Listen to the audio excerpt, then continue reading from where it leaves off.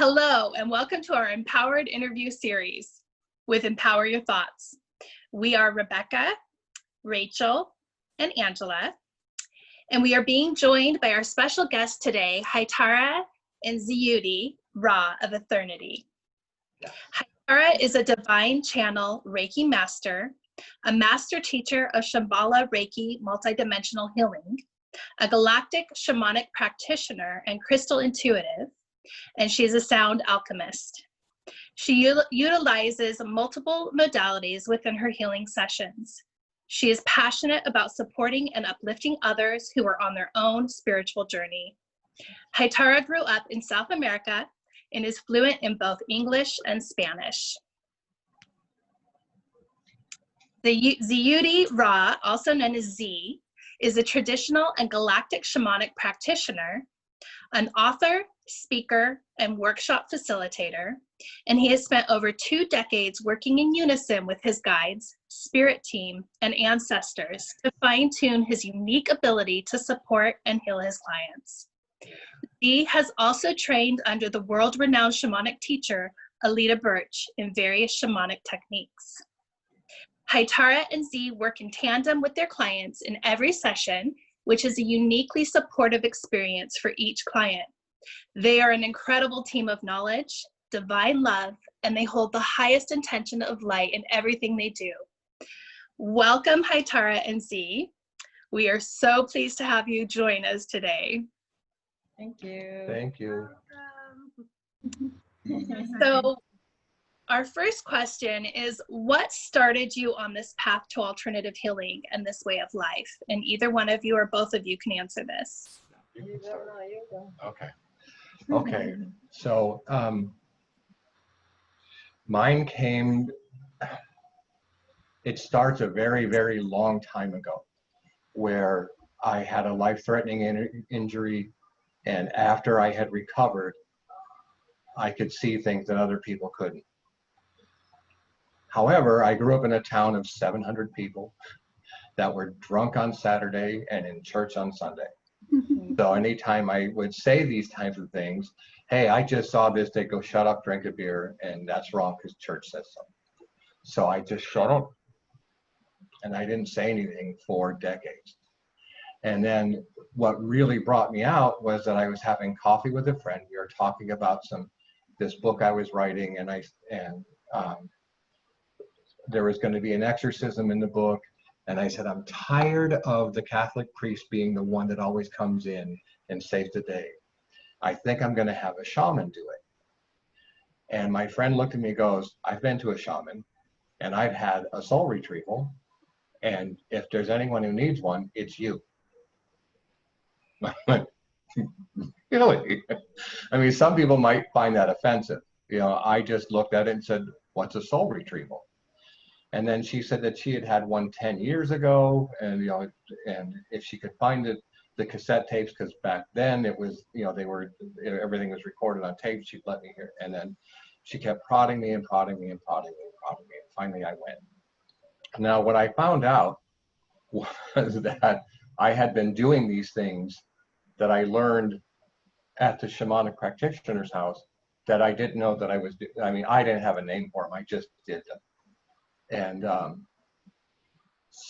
but it took me a while, but 2 weeks after my soul retrieval, I was healing people. And I thought that's what you were supposed to do. And my shamanic friend, who we've become friends since, who did my soul retrieval, said, no, you're doing things that some shamanic practitioners never learn, and some take years to learn. So that's what started me. So, I know I want to hear, Hitara, how you got started on this path, but for those listening who may not know what a soul retrieval is. Ah, very good. Okay. So soul retrievals are, if you've ever had a trauma in your life, and let's face it, who hasn't? Whether it be physical, and mine was physical, emotional, spiritual, mental, one of those. In shamanism, we believe that part of your soul leaves in order for the body to continue. Because if this part doesn't leave, you sit there and you dwell on it and dwell on it and dwell on it, and you don't ever get better. But the soul part doesn't ever just come back. Someone has to go get it. Now, mine had been gone for decades, and it was a large piece. So you go find, well, I recommend shamanic practitioners. Other people, you know, I'm sure can do it, but I don't know. And then they go and they find your soul in the, you know, your soul fragment, because part of it's there, and they put it back in. And what I find amazing is what the church failed to recognize, and I'm not bad-mouthing church. I went to church for a long time. What the church failed to recognize, a shaman fixed in 2.5 hours. They failed to recognize it in 3 decades, what was wrong. And a shaman put it back in 2.5 hours, and my life has been different ever since. So that's kind of how that part goes. Yeah. Okay. Yeah. So my my journey started, I would say, in the 90s. I was in Peru. That's where I come from. And I started the learning the metaphysics at that time. I started having encounters. My first encounter with the galactics. I used to spend the time at the beach, going camping, you know, connecting within the waters, and also I have a stronger connection with the dolphins and the whales, which has followed me since I moved. Well, I moved to California before I moved here to the Pacific Northwest, and while in California, that's when I started learning Reiki. So I started with the Usuri Reiki, and then after that, so I learned the Usuri Reiki thinking that I could heal everyone. And Yeah. and the first person that I wanted to heal was at the time, my ex-husband, which it didn't work. So followed by that, I had the chance of learning Shamballa Reiki. And at that time, I said, you know what? One more thing to add to my list, and I know I had that feeling that I'm gonna be using it in the future. I just went and I got to learn that too. And then I moved here, and after, well, the whole transformation of my life, I still continue, you know, my spiritual work. But the moment I finally separated from my divorce, my whole world opened like massive. I mean, I found my own place where I could live, where I could have whatever I wanted and create. And then along came, see, and more magic manifested. Yeah. And here we are. I mean, we're both doing the same. I mean, we are both in the work that we do is just unifies and maximize the effect of the sessions that our clients come and experience. I mean, even in a big circle. I don't know if any of you have been in a drum circle before at the. Yeah. Yeah. So anything we do is like just we love doing it, and we do it from deep here, from the heart. And the expansion continues. Mm-hmm. The last thing I'd like to say about soul retrieval real quick is that people ask, do I need one? And the answer is yes and no. If your life is fine, then no, you don't. If you had a trauma and you keep coming back to this sentence, my life has never been the same since, then yeah, you probably should get one. Okay, that's all. Yeah, because if you're carrying a trauma around with you that you maybe don't even realize needs healing, it's even deep rooted, and you have forgotten about it, but then through these sessions with you, that starts to surface and heal. You're allowed so much. Yeah, and if you let me share this, because how we met is I won a soul retrieval and I had no idea what it was. And all along I was saying, oh, if it's a shaman, I mean, I was just finished taking a shaman, which is so funny where I come from. And I end up just taking an online shamanic class with a Peruvian shaman in English, which is so funny. So as I took that class, it's like all the, you know, the Quechua language start activating me, and I was, it's silly that I'm learning in Spanish, in English, something that it could have happened a long time ago, but it was supposed to happen now. Then after that, then I say, oh, I won a shamanic soul ritual with Z, and I said, well, I mean, what can he help me with if I am already on my path? So I didn't thought that but it was free, so I said, okay, I'll take it. And the funny thing is, we were trying to book the session and something would happen. He got sick, then I couldn't do it, then and right before I was planning my trip to Peru after after 20 years of not being there, all of a sudden, okay, yeah, well, we can do it. And then we met and he did the soul retrieval, and I was amazed after that of everything that evolved after. It was incredible, because the way I found that piece of my soul that I didn't even thought I had it lost, and then that bringing the wholeness, and then I went back in to Peru. It was just the most expanding, incredible, magical experience I ever had, really. And I thought the same. It's like, well, what do I need a soul retrieval? And it's the same. It's we question, and it's like, and it's always, in a way, I would say, it's kind of the fear of the unknown, and we judge it. But it's like, if you don't try, you don't know, really. Yeah. And everybody thinks that. Yeah. It does. If you say soul retrieval, like, yeah, whatever. And then they get up from the table or the floor and they're going, what the hell? Yeah. So, I kind of felt that way when we went to your drum circle and we went in our little guided thing. I came back and I was like, that was unexpected. yeah. Yeah. Because I think it's going to be one way. And then, of course, it was like, nope, we're doing it this way. I'm like, oh, okay. Yeah. So it's interesting is you guys work in tandem with these different modalities. So can you tell us what one might expect from a session from you guys? Or is it individualized to each person? Yeah, it is customized to a point. Yeah, because yeah. And then it just depends on what you're coming for. Exactly. If you're coming for a soul retrieval, it is just a drum. Mm-hmm. We do 3 sessions. You hear about 3 hours.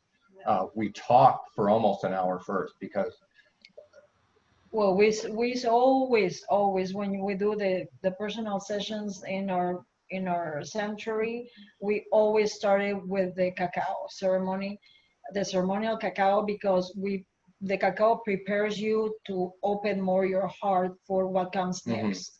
Yeah. Yeah. So it's kind of, we're chatting and warming up in the And the getting whole place someone to relax. Exactly.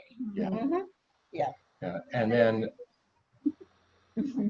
then if you're coming for a personal sound bath, which was fun, that's what we call the Arcturian sound and shamanic. Mm-hmm. I can't remember the name of it, but Arcturian shamanic sound activation. Yeah, when with our very first one, there was a client who was very high vibe, and after we got done, she sat up and said, "What do you call this?" Yeah, that time we didn't know. Yeah, well, we didn't, because because she's quite known in this area for the sound baths that that she does. She has like 50 people in attendance all the time, and she goes, "I've never experienced this. Yeah. Why aren't you doing this live?"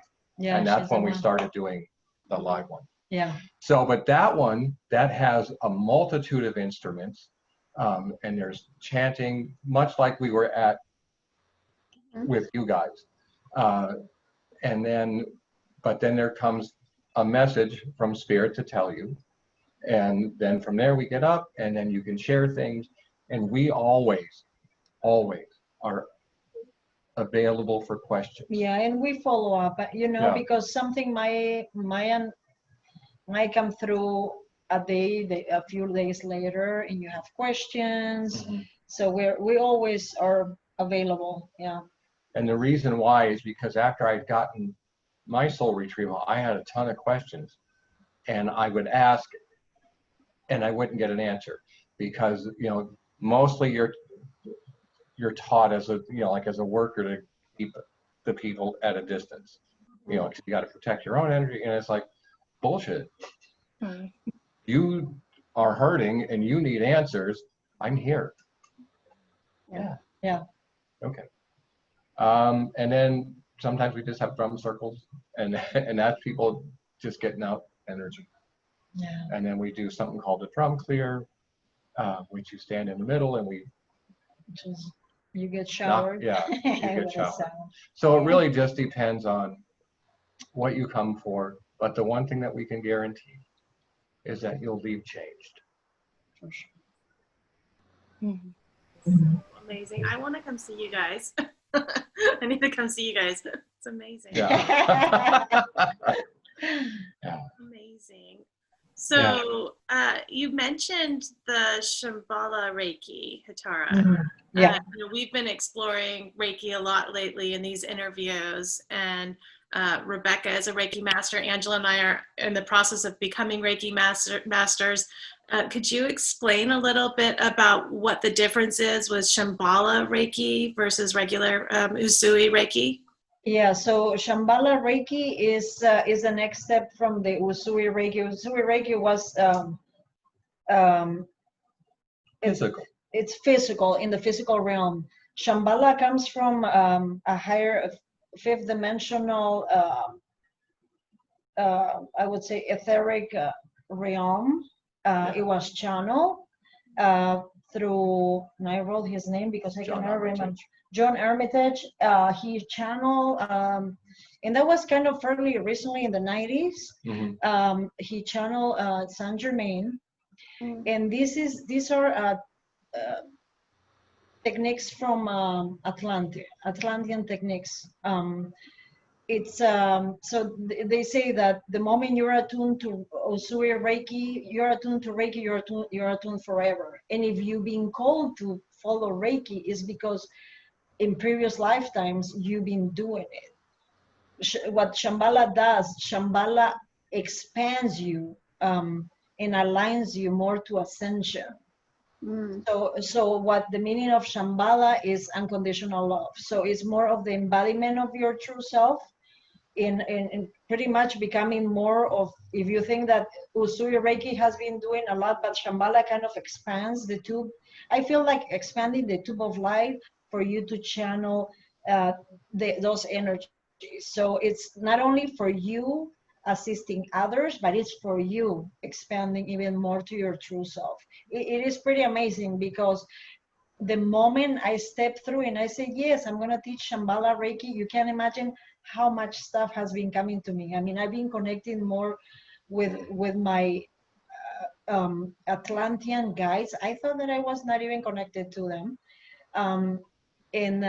So a lot of information has been coming, because whatever was channeled at that time, but by John Armitage, is changing, because the energies are changing now in the planet and for all humanity. Yeah.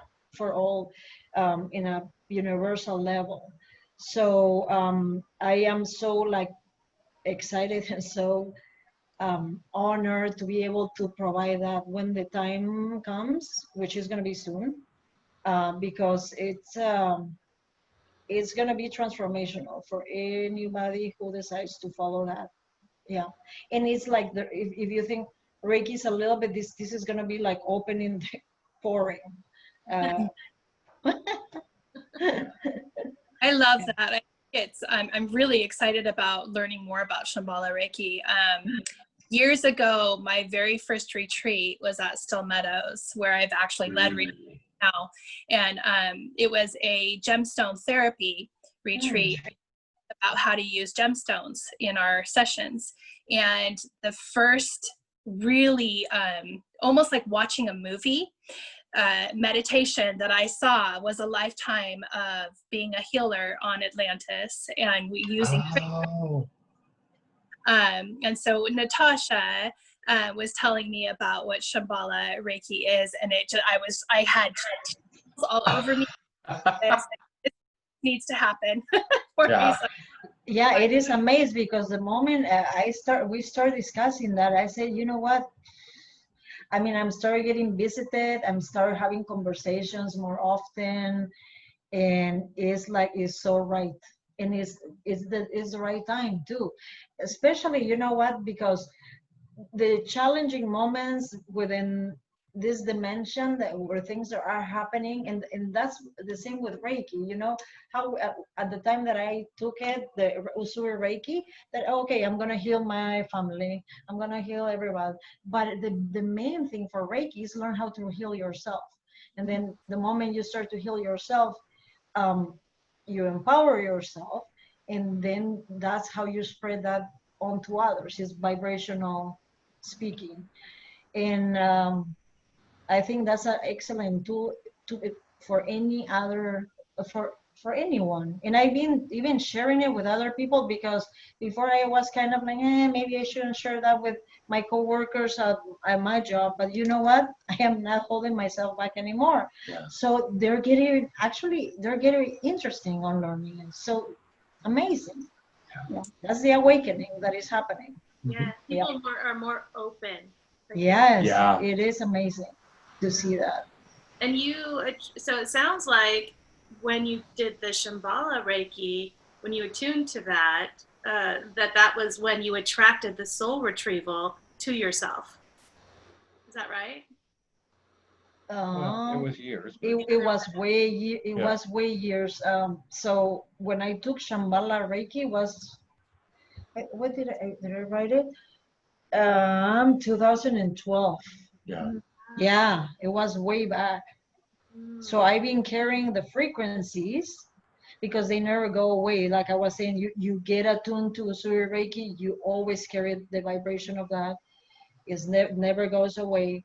So as we go along and we open up more in our ascension path and remembering who we are, it's like, hey, you know what? Yeah, Shambhala, like Rebecca was just saying how she felt the vibration and she remembers that lifetime. It's about remembering. It is pretty amazing. Yeah. And the thing with Z and me connecting is like we've known each other for multiple lifetimes, and now we're here because we're supposed to be doing work together. So we're so, I mean, we always humble and honor for what we're doing now, really. Yeah. I love that. So Z, as I had mentioned, you and Hitara are both galactic shamanic practitioners. Can you tell us a little bit about shamanic practitioner and the difference between galactic and traditional shamanism? Sure. I didn't really know about galactics until I met my love. And so in the beginning, for a shaman, their job wasn't what it is today, because it dates back to 40,000 years ago. You can find them in Siberia and Mongolia. But if you go to every culture and on every continent on this planet, they have some form of shamanism. And then when you look at it, there's a thread that runs through that they all sort of, there's tweaks, but it's basically the same thing. So what a shaman was supposed to do was, first of all, they stayed outside of the village. So if the village was here, they kind of lived, you know, a half a mile away by themselves, because they had to have the time and the quiet and the solitude to communicate with the animal spirits and with the plant spirits and with ancestors. So in that way, a normal traditional shamanic practitioner can get things from plants, can get messages from animals, can speak to the trees, and their job was to send the hunters in the right direction, because it was a matter of survival, and they had to understand what was going on and know where to send their hunters so they could bring food back and feed the village. Now, there are 5 things you have to have happen to you. Sorry, one of 5 things have to happen to you in order to be a shaman. Okay, so the first and foremost is a near-death experience, because that just breaks things down and you can see things. You can have a life-threatening illness that you get past, such as if you had a fever of 104 when you were a child, you know, and that usually kills people. But if it didn't kill you, then yeah, it's called. Then there is defeating a mental illness, you know, like schizophrenia or whatever, and then all of a sudden you go through this transformation and you're acceptable in society again, I guess. I don't know how to do. Fourth is if you're struck by lightning, no thank you. and the 5th one is if you're called, you know, and which means that a guide will come out of nowhere, will appear in front of you and go, you need to start seeing this person and do this. So that's how a traditional shaman is, and that's what happens. With the galactic part, what's different is that not only are you dealing with the animals and the plants, and you can feel the energy, and that's why that we go into the forest so much and touch trees. And in fact, now I'm just, if I got goosebumps, they'd be coming up because it comes down. And we have plants all over the house, you know, it's that kind of thing. With galactics, it's now you're dealing with other dimensional races, such as Lyrans and Arcturians, which is where we get the Arcturian sound baths, because over a period of time, they would come right in. We have a rug in the middle of our living room where we work, which we call the ocean. We would go in the ocean and they would come down and they would say, this is what we want you to buy. And then, you know, next thing you know, there'd be like this crystal bowl on sale. And this is the one we needed. And then we get it and we practice and we didn't know it. And then at one point they were like, okay, now put it all together and invite somebody over. You know, it's like, so we put it all together and invite people over. But as far as healing is concerned, what I learned with galactics is that not all galactic races are good. And they are here and they treat some of us like lab rats.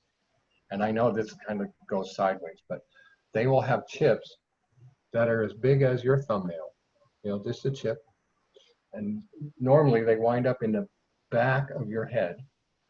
And the thing is, though, is that they're organic. And they stick them there, and then you'll start to feel weird. Yeah, You'll wake up one morning, and your head will hurt, and you can't get rid of it. And it's always kind of like this dull pain. But then you start interacting differently with your friends and family, and they start going, what's wrong with you? And you're like, there's nothing wrong with me. And they push buttons back in here, and they make you do things different. So learning galactic stuff, we learned to take those out and take them out, because it's, there's a lot of stuff about shamanism that we could get into, but it would go down a rabbit hole. We'll stop there. Question. And then what is it? The shamanic practitioner to a shaman. Okay, anybody can be a shamanic practitioner. You can do the rituals, and then you can touch the plants. I had a client one time, and I was talking about this guy. His ex-wife of 10 years hated him, you know, and she would curse him, and eventually it got into his belly and his stuff, and all of a sudden I don't know, he was saying something, and it was one of those moments where you had to own who you were, you know, you had to own it. And he goes, my stomach's been hurting for 10 years. And I said, well, I look at energy.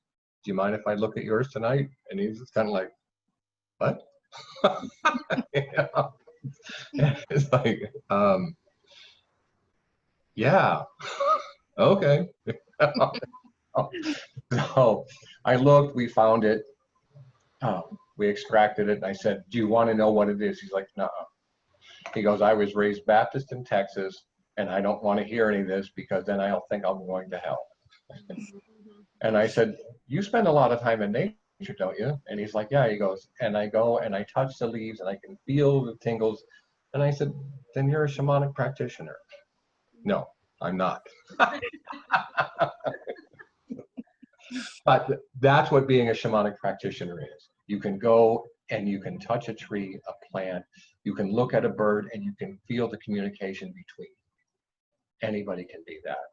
And the difference between that and a shaman is that out of those 5 things I told you about. You missed one. No, I said the no. call, being called. Yeah, no, I said you that. said. Yeah, yeah. Out of those 5, I hit 4. And so, yeah, so you only need 1. And you don't ever, it wasn't fun having 104 degree temperature when I was 6 years old and almost died. It wasn't fun going through such severe depressions that I have cuts I can show you from them.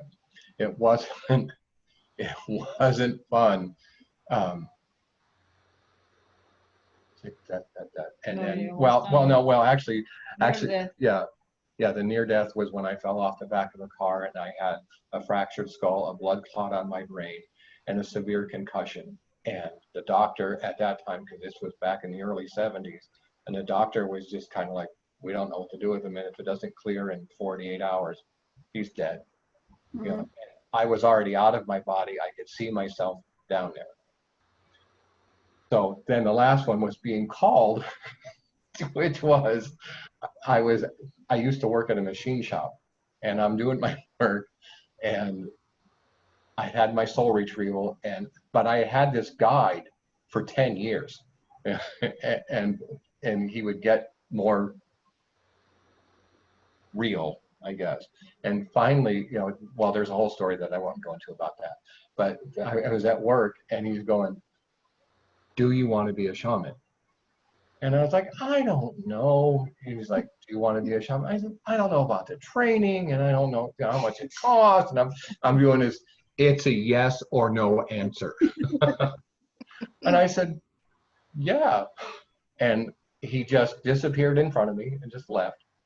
And that night, the person who had done my soul retrieval called and said, how are things going? And I had told her about some of the things that had happened in the previous time, you know, because that was probably about a month and a half after I had it. And there was all kinds of stuff. I had faced my first demon, you know, and stuff. And she was like, do you have time to talk? I was like,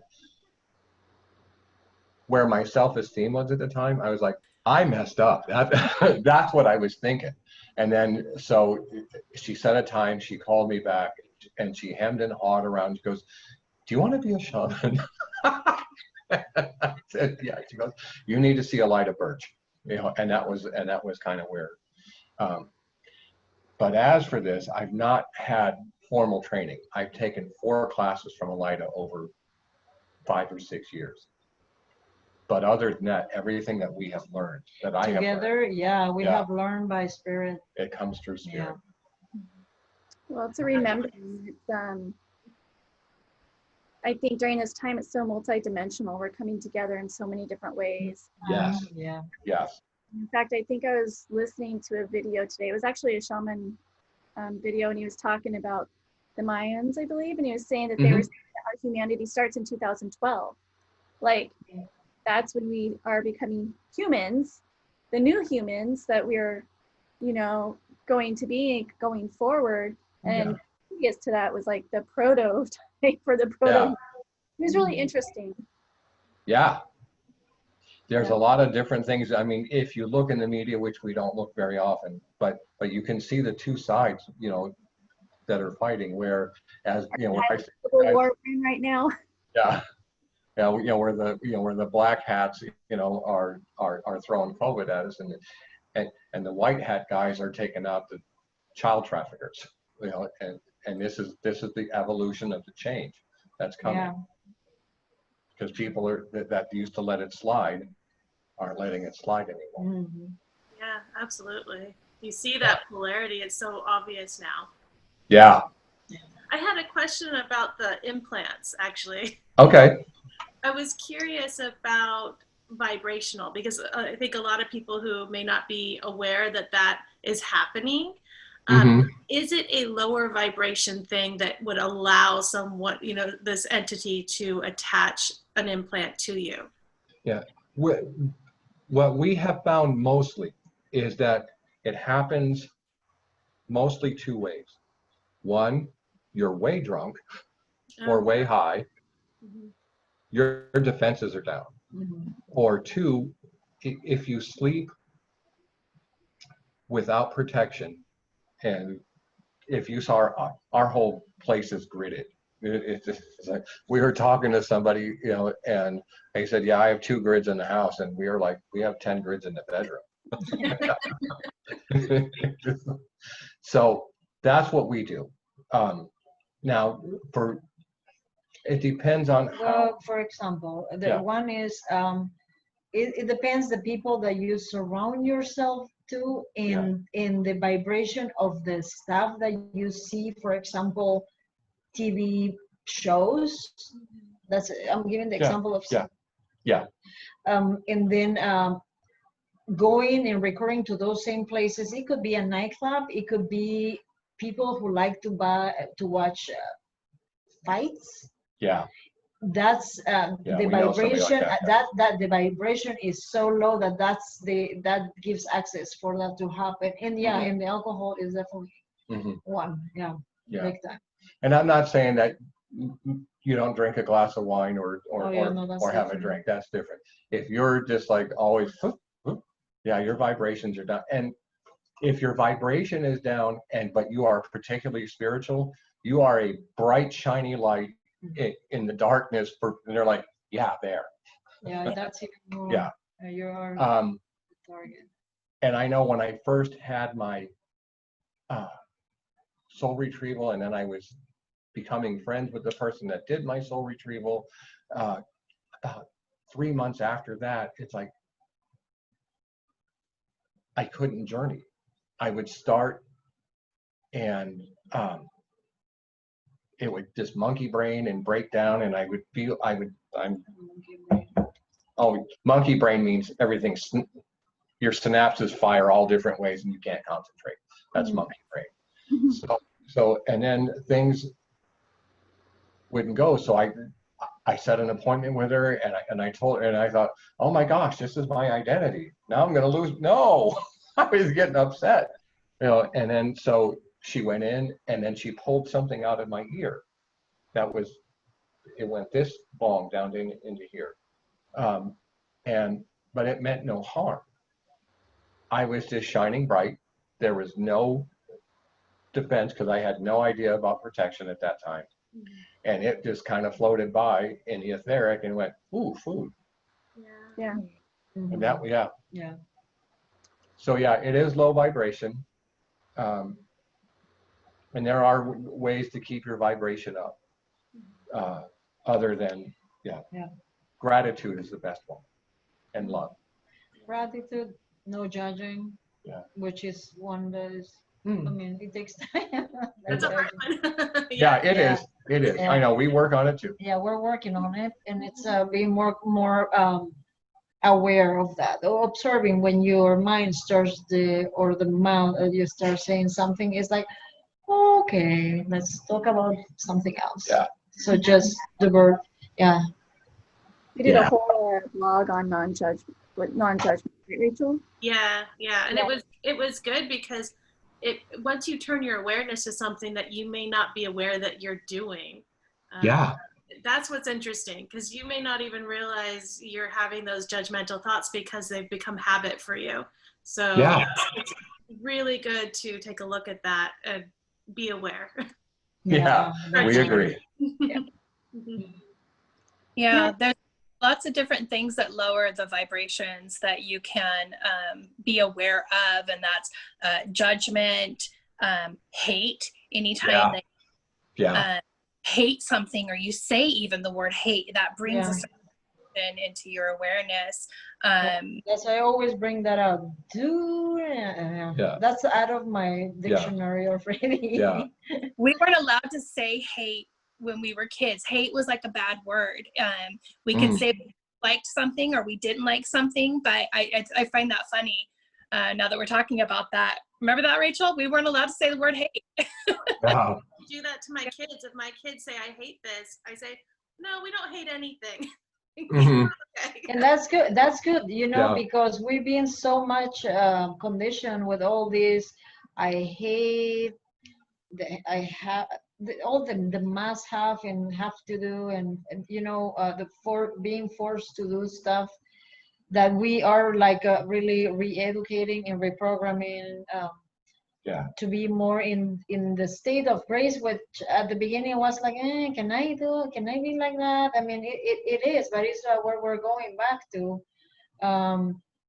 We are unconditional love and all that stuff. The rest slowly fades away. That's why it's a daily practice. It is. It's interesting that you say that, because I found that as I'm going through this Reiki attunement, it's funny, like how I can't even do, like I have no desire for alcohol. Yeah. Like it's or certain things my body just doesn't have a tolerance for anymore. It's kind of annoying, but it's, I'm kind of got it now. But like what was giving me relief or helping me now is it's not like that. And you talked about your spiritual practice, and I think it does take a daily awareness, consciousness, to keep that going a lot of times. I don't judge people who smoke weed, because at one time I said, you know what? I'm a shamanic practitioner. I'm going to go smoke a bowl and then I'm going to go journey.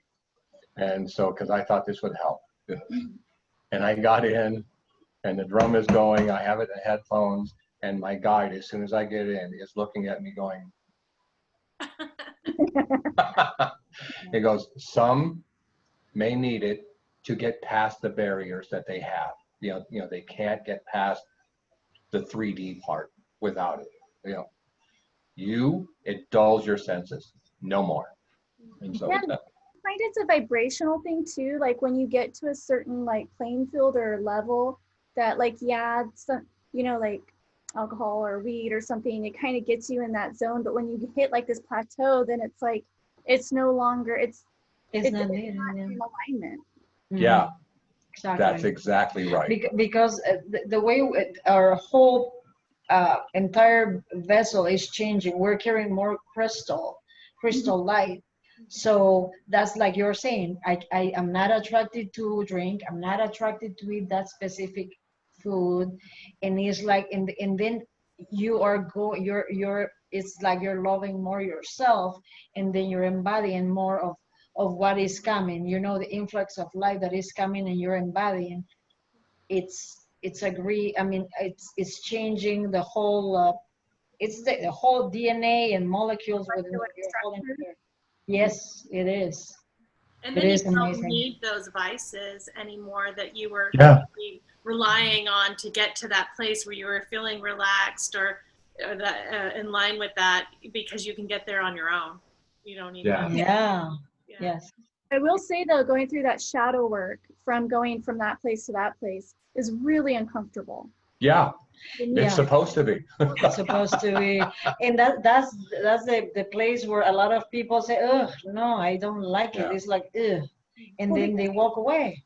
Because you have to be accountable. You have to like go, oh yeah, that's mine. I have to deal with that, and that's hard. And I can't just push it away or drink it away or smoke it away or whatever. Well, we don't like being uncomfortable in our society. It's not fun. So we tend to steer away from anything that feels uncomfortable. And then when you're talking about shadow work, that triggered something. The shadow work I did was really early on after the soul retrieval, and I have a power animal that's a white wolf, and I learned to merge with him. And you know, it was a Saturday morning, you know, and this is the first thing I used to do. I used to get up and I sage the house, and then I do a little bit of yoga, and then I'd go and I would journey. And at this particular time, a power animal came to me and said, merge with me. I was like, okay. So we merged, and I'm in this journey, and we're sitting by this nice tree and this stream, and it's nice and green. And all of a sudden, he just reaches in, because when you merge, the two of you are together. And he reaches in and he pulls out this ball of swirling, anxious energy. And I said, what is that? He goes, you know what this is. You have to face it. My first thing was I got up and I ran. I was in the journey and I'm running down the riverbank, and all of a sudden he goes, stop! You can't outrun me. I'm in you. Sit down. And then for the next hour, I mean, it was heart-wrenching, and you start seeing things from your past about what you did to somebody else, and you had to let that go, and about things that people did to you and betrayal, and you had to let that go. And then it goes. And the fact is that if you don't do that work, you really can't help anybody else. You can help them to a point, but if you can't get past it, you can't give away what you don't have. Right. And you know, one thing that comes to me, and I was told recently, is each one of you have to be proud for being in the toughest school in the whole entire universe. Yeah. Planet Earth. Yeah. So it might be a challenging experience, but we volunteered to come here and we're doing it. Mm-hmm. I mean, look at the work that the three of you are doing with this show by raising vibrations too. Yeah. So it's pretty awesome. Yeah. We're doing it. Yeah, it's interesting because as Rachel was saying earlier, as we're doing these things and we're thinking of topics, self-care or self-love, or judgment, what comes up, and we're like, oh, we have to deal with this stuff too. Just even talking about it or doing a vlog about it. Yeah. Yeah. That's true. So kind of you talked a little bit about your group sessions, and Becca and I have actually been to one, and I think it was Arcturian. It was Yeah, it was. And we did the cacao. And can you talk a little? And it was really amazing, and I had a really interesting experience. You were talking about your power animal, and we went on this long journey, and that there was a bear, and I have nothing to do with bears, but the bear was there, and so forth. And can you talk a little bit about like those events and kind of what takes place? You kind of touched on it a little bit, but like. So how we how we start? Yeah. So on the Arcturian sound bath activation, we start with the aligning of the chakras. That's why I do the chanting with a ball, and then after that. Well, then we go into music. And then we go into the music, which everything has continued to evolve. Really, we started only smaller, and then it starts growing and growing, and then I have more instruments, and then we go into into the journey. Yeah. No, actually, while the music is going, it's like I am being called to go through each one, and I use different instruments, and I start working on whatever I'm guiding, and this is when Arcturian technology comes through, which as I'm playing the instruments, whichever may be, the flute or whatever I'm called to each specific person, do more on this than other one. At the same level, I'm working on the etheric with your light body. So it's kind of, you're here and I'm working up here, and we're working, and you're suspended in the air, and you're in like in a crystal bed, light bed, I would say plasma. And so at the Arcturian level, we're working there. We're working with the sound in the physical vessel, and it's amazing because and then it starts the light language coming through, And I cannot say whatever the light language comes from. Sometimes I get they come so many that the mind doesn't try to understand anymore. I just flow with it because that's what the person needs. So it's kind of personalized, even though we're doing it in a group. And then after that, my love takes you into the journey. Yeah.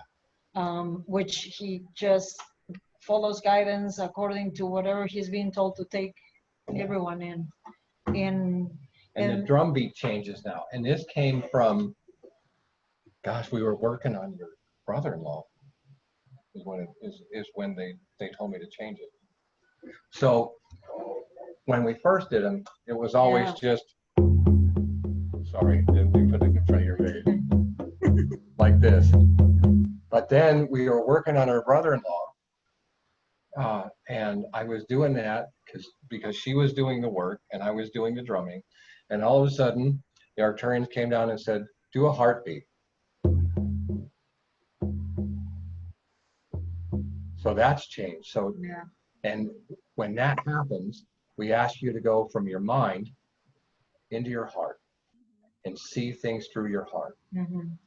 And then normally everybody, it's like their body flushes with energy and their blood vessels open up. And then from there, when we're bringing them back, okay, now unify your heart with your mind and come back. And that's how we change people. Is because usually the heart and mind are at odds with one another. I want to do this. No, yeah, no, not. And then at the end, like we did when we were with you, we did the healing on each one. Yeah. What we are doing, we're still, when we're doing yeah, in a larger event, we still do that. Yeah. But instead of having everybody around someone. With the two of us, just go. And the one you guys read was different because everybody there was a healer. Normally when we do them in Portland or whatever, it's like we're the healers and everybody else is this, but then we will also go ahead and do the work there. And usually Anjali, my daughter, she participates too she's the one who drums and she participates in the healing, at the end too, with her. She has her tools. Yeah, and then we always ask if you see any animals or if you see flowers, because we use only 2 books for this, and so our guides know which books we use, and so they will put that image in front of somebody. Okay, like, so if you see a hibiscus flower, we have a message for that. If you see a rose or a different color, we have a message for that. If you see an emu, we have a message for it, or a platypus. So you get, in your journey, you get the message, and then whatever shows up, then you get extra messages. So it's always pretty rich. Yeah. And the live ones, when they're at a private home, are a little more relaxed, because when we're in a venue that we have to rent, we have a certain amount of time to get everything done and then get out the door. Right. So at those, we just tell everybody you can go to our website, and if you have questions, here's our card. But it sounds like a group experience can be just as powerful or transformational as a individual session. So. Yeah, they are. Yeah, and we do the sharings. Actually, we still do this. I mean, it's good to do the sharing, and I always said sharing is caring, because you might have something in the sharing that it might involve me, and you're activating something in me without you knowing. So it's kind of, I see it kind of energetically, it's kind of creating the flower of life. I see it. Or so one is actually more powerful, right? Yeah. Yes. Yeah. And on top of that, if I share that, that I saw a salamander, walking through the volcano, you might go, oh my gosh, I'm not crazy, because I saw an eagle, on top of this mountain. It's like, okay, all right, I got it, because usually everybody's afraid, like, and they're kind of like, but then when somebody shares and they're like, yeah, I saw this, you know, and then people are like, yeah, and this happened, you know, and then you just see the whole room light up. Yeah. And I thought the funniest part during when we were doing yours is Becca and I were laying next to each other and we were coming back from the journey. And I'm like getting in my body and I'm laying down all nice and getting in. Becca's like, boom. She was like, you just fell into your body, didn't you? Yeah. Yeah. I always find it really amazing too when you're in group settings like that. I like to call it the quantum soup, or you know, the quantum collective. And when you are sharing space like that, you tend to have similar experiences too. And so that just the synchronicity and all of that is so beautiful and just magical. Yeah. That's what we love too, the magic. Yeah, we love it. That's awesome. We've talked about, you know, the current times that we're in. We've talked about the benefits and the rippling effect that raising your vibration can have on our community and our world. How do you go about implementing a spiritual practice into your daily lives? Well, you can do yours first. No, I start my day with daily affirmations. From the moment I open my eyes, I have my whole ritual that I do before I start my day at home. It's like there's specific rituals that you follow guidance from here or from your guides to continue raising the vibration, and then chanting mantras, affirmations, what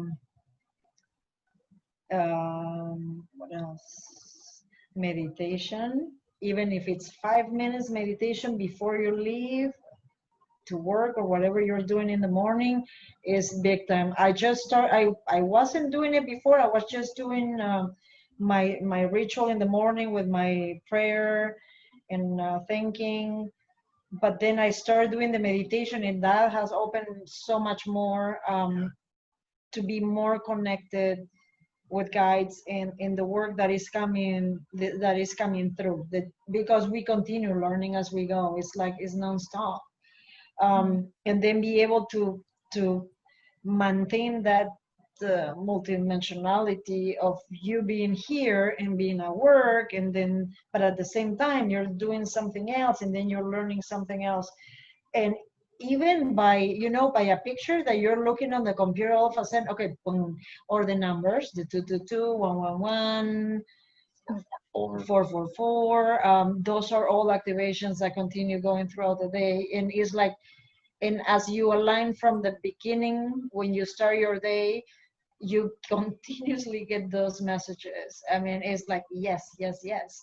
I find even on my lunchtime to listen to something positive or go into meditation and just bring in the light codes if I can be out in the sun. But even though I work, I still do it. And I have my grade on my computer at work, and I bring it on. And then when I come home, we journey every day. Pretty much, yeah. Yeah. But it is a way of life. Definitely it is. And then of course, nurturing your body with stuff that is high vibration too plays a big important role in that. Yeah. And it's not a matter of willpower. Because willpower will fade. It just will. It's a matter of just making it a habit. Yeah. Because it's like what I used to do in the morning for years. Get the phone, Facebook, Instagram, what's going on in the world. I don't do that now. Because it really, if you think about it, you're like, oh my God, can you believe what they just did? That's not a high vibrational thing. So I started putting on things on YouTube that were uplifting, so while I'm getting around, and I gave up coffee, gosh, 1.5 years ago. I gave up coffee. Yeah, we just do cacao. So, well, you do tea. Well, I do tea with more. And I do cacao every morning. And so, you know, that's, and I can sit, and while I'm listening to whatever positive is coming out of YouTube, I don't have to watch it, I don't have to read it, and I drink my cacao. And then because that I drive a truck, I can plug my stuff in, and that's how that I develop my spiritual practice, is that I don't let the other stuff come outside in. world. Yeah. Mhm. And then you get out, you deliver your stuff, you bring that energy with you, you know, into the store. Hi, how you doing? Glad to see you. And they're like, oh, that was nice. You know, and they laugh at the, you know. So yeah, so pretty much we are Yeah. beacons of light. So wherever you Yeah. may go, you're shining your light on to the world. Yeah. Yeah. So it's not willpower, it's habit, and just wanting to change. I don't like getting up and reading everybody's bad news. Well, then don't. It doesn't feel good. Yeah. Yeah. Well, And then- you still find out the news even though you Right. don't look. I go to work and they start listening to that. I said, okay, But the whatever. reason why you do is that your body makes these chemicals when you read it, and you've become so addicted to those chemicals. You're like, it's like people that always have drama in their life. No Mhm. matter how, it's because that when they have drama, they get tense. Your body produces these not good chemicals, and you're like, I feel better, but I hate myself. Yeah. Or I hate this, and you have to get to a point. It's like, no, I don't, no. It's like, okay, I'm going to think of something grateful now. And then that produces a different chemical in your body. Yeah, Mhm. there's a lot of stuff we could go into that's going Yeah. down the rabbit hole. We'll just be quiet now. I love that. I think it's really important for us to try and focus on the things that bring us positive feelings within our body. Yeah. I mean, we're human. We're going to have things that come up that bring in doubt or uncertainty or anger or frustration, but being able to go back to, like what you said, things that we're grateful for and being able to stay in gratitude. That's beautiful. Yeah. So as we wrap things up, and this has been an amazing conversation, It has we been. here Thank you. at Empower Your Thoughts are inspired by your empowering moments. Can you share with us a time when you felt truly empowered? Not sure which one, the one. Autumn. Okay, Wizard, so yeah, wizard, so yeah. So I had a friend, old friend from Peru, that Mhm. all of a sudden she just came through and well, we were doing a session on her, but she said, actually, yeah, do you mind working on my aunt? She is very sick in the hospital.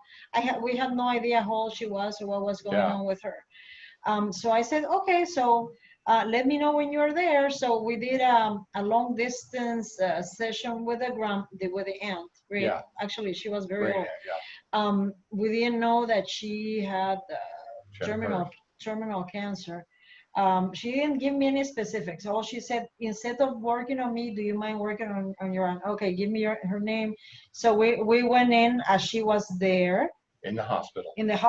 And then the funny thing is, she said there was so many people in the room, and all of a sudden everybody started leaving. And she said, and then it was me and another aunt that was there. So she told me this aunt was very psychic and was sitting on the other side of the bed. And so she said she took the aunt to the bathroom, laid her there, she combed her hair, and she said that while we were working, and it was the ones who went in, she said she was able to see, because I call angels immediately, because they were Catholic. So I said angels will be the presence that we want to ask. And so I tell her that the angels are going to be around her. So the aunt said that she saw a doctor with a mask, and it was standing by her feet. And then the other aunt who was sitting on the side, she said she started seeing lights coming in. She Yeah. could see physically lights in the room. And then all of a sudden, she said, I feel so much peace. And then after that, she said that she felt much better. But yeah, first. And she had and we discovered that she was cursed. So this lady had a boyfriend. She never got married. Yeah. She had a boyfriend who wanted to marry her, but she didn't want to. So because of he got hurt, he cursed her. Mhm. So then my friend, I told her the whole story, and I said, well, in order to unravel the curse, if you want to take the curse, and she said, yeah, I'll do it for her. So we went to get the instructions on how to do it, and she volunteered, and it was pretty amazing that she did it. After she completed that, the aunt passed away. Yeah. Wow. She was prepared to pass away, and she went and met him. It's empowering though when we're sitting here in Vancouver, Washington, Yeah. and we're working on somebody in Lima, Peru, and they can see us. Yeah. And that's when you just get really humble. Yeah, and you just go, thank you. Yeah, it was amazing. Yeah. Amazing. It was. So she was holding back. Yeah. I know when you were talking about Z with the mask, I got like this chill over my body. I could feel it. Yeah. Incredible. Mm. Yeah. Oh, I love that. Well, okay, we'll do one more question. So what's the best advice that you guys can give others in feeling empowered or standing in your light? So if you were like talking to the world out there or individuals, what would you tell them to like help them feel empowered? Or Yeah, you go for it. No, it's your Okay. turn. Yeah. My first thing, and I know people just look at me and go, what? I like, lose your identity. If you're not who you want to be, because most of the time, the identity that you have, you didn't choose. You were given to by parents who may have been given to by grandparents that, you know, that were a little off, and it just kind of gets this way. And there are ways to do that. When we do this, we go through three things. We try to break your state, and that gets you out of who you are. We take you to a place in where you have to look at everyone that you've ever hurt and let it go. We're not so much big on forgiveness as we are on surrender. Yes, this was me. Yes, I do feel sorry I hurt them, and now it's time to just let it, you can't hold on to it. Yeah. And then you have to go to everyone that's hurt you and go, I don't know where you were coming from, but now it just needs you, it doesn't matter. And then the last thing we do is that we take you to a place where you're nobody, no one, no place, nowhere, and beyond time and space. You are now just pure consciousness. Now, when you're that, what do you want to be? And feel that in your body. What does that feel like? And those chemicals we were talking about making in your body will begin to manufacture. And the next time that something comes up that you don't like about yourself, it's like, no, I'm not going to do it that way. I'm going to do it this way.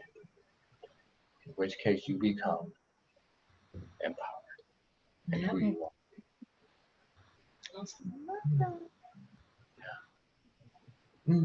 amazing. So if somebody wants to get a hold of you or have a session, where can we direct them? Probably the best place is ETHernitY on Facebook, because sometimes our website doesn't always tell us we have a message. I don't know why. But the website is? But the website is ETHernitY, which is ETHernity, fire.com. And that's, we're going to be doing work on it because I've been reading books about how to build websites. And the first picture you see is this beautiful crystal on the beach. And that doesn't say anything about shamanism or healing. People probably look at Be a it. crystal. Yeah, be a crystal. Go to the beach. It's like, no, we don't want you to go to the beach. We want you to come here. So that'll be some fixing stuff. Yeah. But that, It's all yeah. work in progress. Yeah. What was that? You also have a YouTube channel? Oh, yeah. Oh, and then Yeah, your SoundCloud yeah. that I share with Yeah. you. Yeah, ETHernitY Fire, I think, is our YouTube channel too. We've been remiss in getting things up weekly, but that's going to start up again. Mm-hmm. And then just started Shamanic Minute, a blog, or what is it? That's what it's called. Podcast. That's what it's called. Yeah. Podcast, in which I just go through about 3 minutes of a subject. And so, and it's not designed to give you big idea or, a lot of knowledge. It's just, this is boom. And if you want more, contact us. So on, and like the next one I'm going to do, and I'm just going to tell you. Yeah. Yeah, this is, it's No called, secret. yeah, it's called, I Feel Like a Lion. Why is my power animal a squirrel? Because everybody wants this big, Yeah. I'm a lion, I got a bear. Well, you do have a bear actually. So, and that's it, or I want to be an eagle, and things like that. And when you think about what a squirrel is, if you put food up on a bird feeder, a bird house 15 feet high, and then make an obstacle course, that squirrel will figure out how to get it. That's resourcefulness. And oh yeah, the squirrel's pretty badass. So, and there's things like that, and they're pretty much fearless. They'll jump off of anything. It's like, these are good qualities to have. No, it's not the human, I got a lion, so on and so. And now the only animal that we in shamanism are a little wary of, because we believe every animal has a gift to bring, is the coyote. Because in every shamanic tradition, there's a trickster. They are. And so if a coyote shows up, then you kind of start looking over your shoulder. So anyways, so yeah, we got a podcast that we do, and then I started the SoundCloud. Yeah, we're creating music. Yeah, slowly. creating music. Yeah. Slowly, but it's coming. Yeah, just experimenting. Mm-hmm. Yeah. Wonderful. Thank you guys so much for joining us today. Yeah. Mm-hmm. Been Thanks awesome. for inviting us. Yeah. Awesome. And thank you out there for watching. And we hope that this has been a very empowering conversation for you to watch and be part of. Thank you so much. Thank you so much. Thank you guys. Blessings. Blessings. Thanks. Thank you for joining us. You can follow us on Instagram, Facebook, Twitter, and YouTube, and sign up for our newsletter at empoweryourthoughts.com. From all of us here at Empower Your Thoughts, May you feel empowered.